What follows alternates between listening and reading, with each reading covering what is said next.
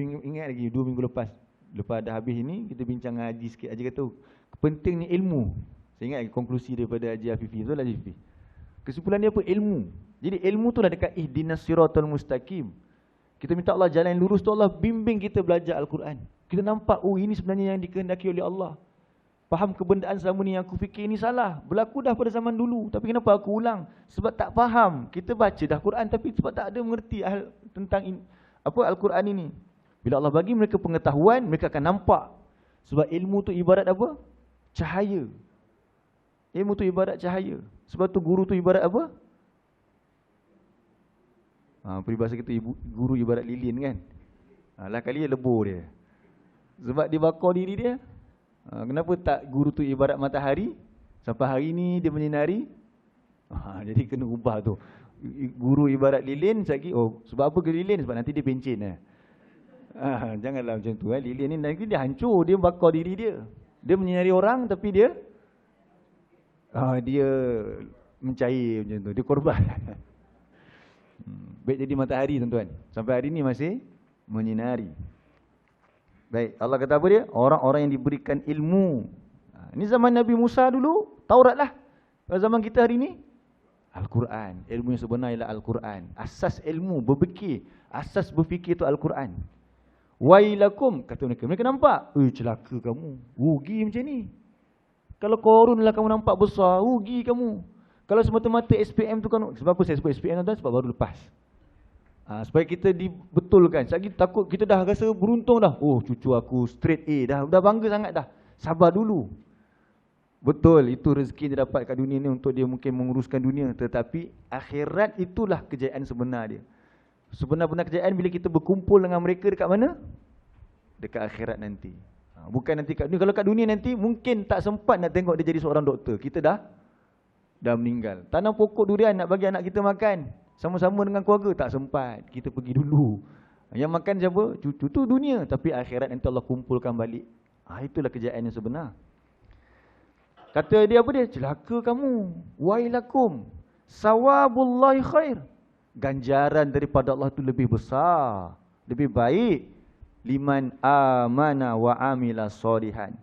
Kepada orang yang dia beriman dan dia mengerjakan amal soleh. Wala yulaqaha illa sabirun. Yang ni semua takkan dicapai melainkan kepada orang-orang yang bersabar. Urusan dunia ni dia kena bersabar. Jangan gopoh. Selagi belum habis, belum sampai garisan penamat, sabar. Ini belum sampai garisan penamat dah kata dah orang ni berjaya. Belum lagi. Betul-betul berjaya bila dekat akhirat. Jauh lagi kan akhirat, sabar. Itu maksud dia.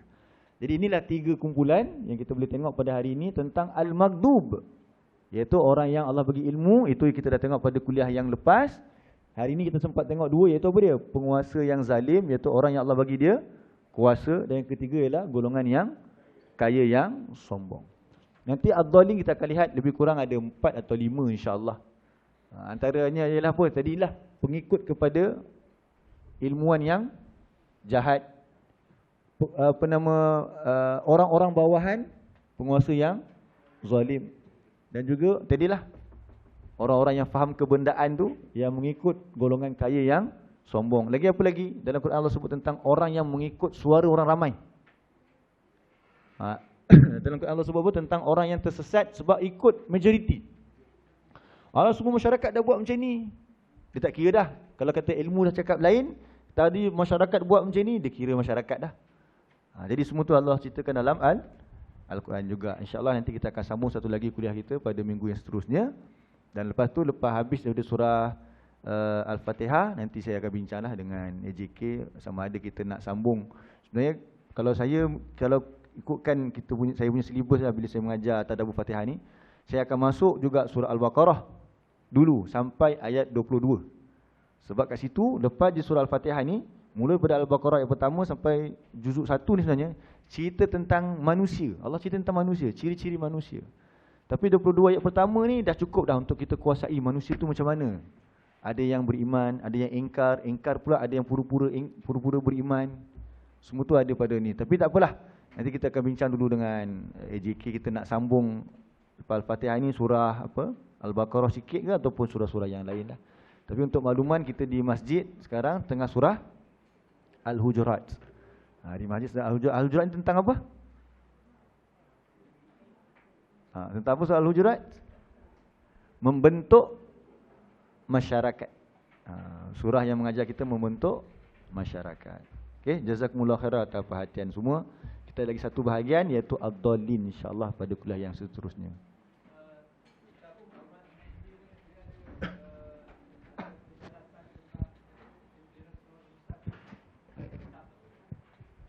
Oh.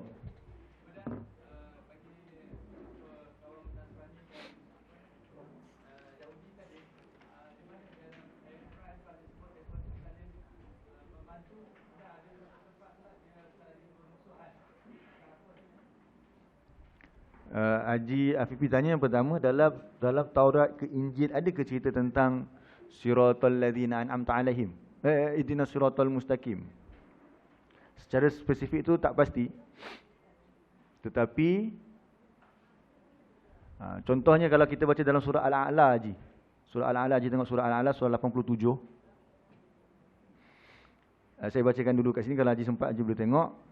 Dalam surah Al-A'la surah 87 Allah kata apa? Qad aflaha man tazakka. Benar-benar telah berjaya orang yang mensucikan dirinya. Wa dzakara asma rabbih fasalla, dan dia menyebut nama Tuhannya dan dia solat. Bal tu'thirunal hayatad dunya, bahkan manusia tu lebih mementingkan kehidupan dunia. Sedangkan wal akhiratu khairu wa abqa, akhirat itu lebih baik dan lebih kekal. Ini kan soal jalan lurus kan? Akhirat. Betul Allah kata apa? Inna hadza, sesungguhnya ini tentang akhirat, tentang dunia ini, tentang orang yang berjaya tu siapa, orang yang rugi tu siapa. Inna hadza lafis suhufil ula. Sesungguhnya ini, perkara ini telah disebutkan dalam suhuf yang dulu. Suhufi Ibrahim wa Musa. Jadi apa yang kita baca dalam Al-Quran ini sebenarnya telah dicerita dalam kitab yang lama juga.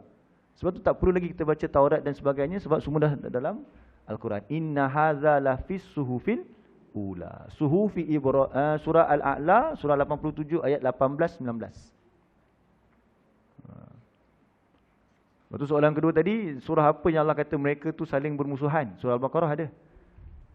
Dan saling bertolong-tolongan pun dalam surah yang lain lah. Kalau bermusuhan, surah Al-Baqarah ayat yang ke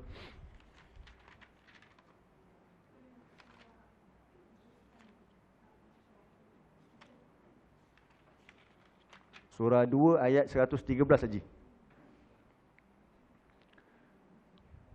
Surah 2 ayat 113, untuk antara ayat yang Allah kata Yahudi dengan Nasrani dia ada masalah.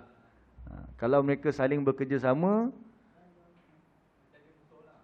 yang tadi kira musuh. Mereka menuduh masing-masing ni tak ada pegangan.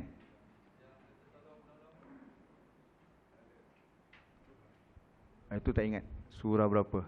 Memang ada lah, tapi tak ingat. Saya cuba cari dulu, nanti saya teks saja ke kalau saya ingat, insya-Allah. Tak ingat. Baik, sekadar itu dulu Baik, insya-Allah. Jazakumullah khairan atas perhatian semua. Kita doa sama-sama untuk diri kita dan juga ahli keluarga kita dan sahabat-sahabat kita. Semoga Allah berikan kepada kita kesihatan yang baik. Allah sembuhkan yang sakit di antara kita. Khususnya kepada inilah Puan Fatimah binti Osman. Mengharapkan kita sama-sama mendoakan untuk dirinya sembuh mata untuk belajar lagi terus, tapi walaupun kurang sihat tapi tetap belajar. Itu semangat yang masya-Allah kita sama-sama untuk contohi. Semoga Allah ampunkan semua dosa-dosa kita. Baik, kita doa untuk yang tidak sihat di antara kita ni. Allahumma Rabban nas azhibil baks washfihim anta syafi la shifaa illa shifauka shifaan la yughadiru saqama. Amin ya rabbal alamin. Baik, subhanakallahumma wa bihamdika asyhadu an la ilaha illa anta astaghfiruka wa atubu ilaik. Wabillahi taufik. Assalamualaikum warahmatullahi wabarakatuh.